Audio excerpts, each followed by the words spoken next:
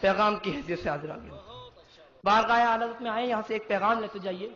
میری زبان سے خانقاہ رضویہ کا ایک پیغام سن لیجئے کہ آج ملک و بیرون ملک سے تشریف لائے ہوئے شدائیان مسلک اعلی حضرت کا یہ ٹھاٹے مارتا ہوا مجمع جو کئی لاکھ پر مشتمل ہے، میری نگاہوں کے سامنے بار بار مسلک اعلی حضرت کی زندہ بادی کے نعروں سے آج سرزمین بریلی گونج رہی ہے. آپ لوگوں سے گزارش ہے کہ جس طرح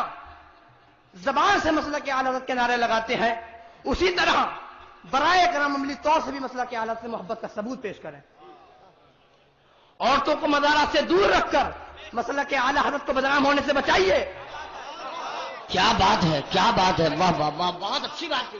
حاضر ہوتے وقت آداب حاضر کا خیال رکھے. اعلی حضرت فاضل بریلوی نے تو پوری زندگی رد بدعت و منکرات میں صرف کر دی، لہذا آپ اپنی بہرا روی کے ذریعے مسلک اعلی حضرت کی شبیہ بگاڑنے کی کوشش نہ کریں. اعلی حضرت فاضل بریلوی کی عقیدت سے لیس دنیا صرف ان کے مزار پر 2 گز کی چادر چڑھا کر عہدہ برا نہیں ہو سکتی. فاضل بریلوی کی تمنائی دنیا صرف ان کے نام پر نظر و نیاز کے کھانے پینے پیش کر کے اپنے کو خود فریبی کا شکار نہیں بنا سکتی. مزاروں کی چادریں ہماری وراثت نہیں ہے، قوم کے نظرانے ہماری وراثت نہیں ہے، جلسے جلوس ہماری وراثت نہیں ہے. فاضل بریلوی نے علمی وراثت چھوڑی ہے، فاضل بریلوی کی چھوڑی ہوئی کتابیں ہماری وراثت ہے. سبحان اللہ، سبحان اللہ، واہ واہ واہ واہ واہ واہ، زندہ باد، زندہ باد. آج کل کچھ لوگ چاہتے ہیں کہ اس شمع مسلک اعلی حضرت اور اس شمع خاندان اعلی حضرت کو بجھا دیا جائے جس شمع کی لو سے بے شمار مسلمانوں کے دلوں میں عشق مصطفیٰ کے چراغ جل رہے ہیں.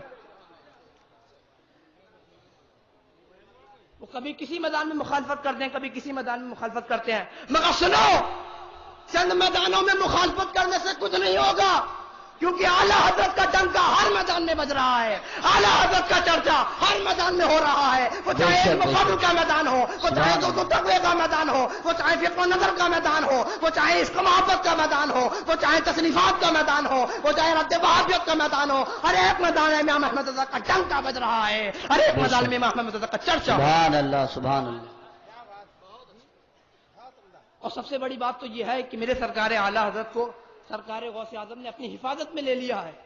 اور ارسلان رضا کو یقین کامل ہے کہ اعلی حضرت فاضل بریلوی نے سرکار غوث اعظم کی شان میں جو یہ شعر کہا تھا کہ مٹ گئے مٹتے ہیں مٹ جائیں گے عطا تیرے، نہ مٹا ہے نہ مٹے گا کبھی چرچا تیرا، وہ حقیقت میں میرے سرکار غوث اعظم نے سرکار اعلی حضرت کو گفٹ فرما دیا ہے کہ اے امام احمد رضا، تو تمہارے چرچے کو مٹانے کی کوشش کرے گا، تو تمہارے ذکر کو مٹانے کی کوشش کرے گا، تو تمہارے مسلک کو مٹانے کی کوشش کرے گا، وہ خود مٹ جائے گا، وہ خود نیست و نابود ہو جائے گا، کیونکہ اب مٹ گئے مٹتے ہیں مٹ جائیں گے عطا تیرے. اے امام احمد رضا، نہ مٹا ہے نہ مٹے گا کبھی چرچا تیرا،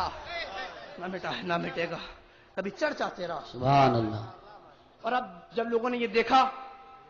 کہ سرکار غوث اعظم نے سرکار اعلی حضرت کو اتنا نواز دیا کہ اعلی حضرت کے چرچے کو مٹایا ہی نہیں جا سکتا، تو ظاہری طور پر اعلی حضرت سے محبت دکھانے لگے اور ان کے اولادوں سے نفرت کرنے لگے، ان کے اولادوں کے چرچوں کو مٹانے کی کوشش کرنے لگے. مگر سنو، اور وقت پڑے تو سنا بھی دینا